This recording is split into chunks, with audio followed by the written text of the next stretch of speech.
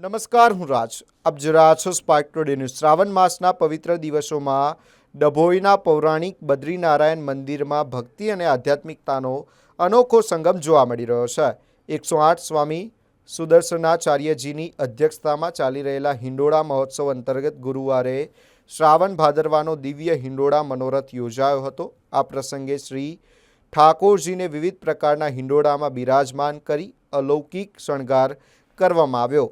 મંદિરના ટ્રસ્ટીઓ દ્વારા લીલા શાકભાજી, ઇંગ્લિશ ફૂલો, આસોપાલવ, ગોચરણ, પાન સોપારી, ચાંદી અને ચોકલેટ સહિતની વિવિધ સામગ્રીથી હિંડોળાની મનમોહક સજાવટ કરવામાં આવી રહી છે. સુંદર શણગારથી સજ્જ હિંડોળામાં બિરાજેલા શ્રી ઠાકોરજીના દર્શન જાણે વ્રજધામમાં ગોપીઓ દ્વારા લાલાના હિંડોળાની મનોહર ઝાંખી કરાવતા હોય તેવો ભક્તિમય માહોલ સર્જાયો છે. દરરોજ બપોરે 4 થી 7 વાગ્યા દરમિયાન મોટી સંખ્યામાં મહિલાઓ ભજન કીર્તન અને હરિનામ સંકીર્તનમાં જોડાઈ રહી છે. ભજન કીર્તનના નાદથી સમગ્ર મંદિર પરિસર કૃષ્ણમય બની ગયું છે.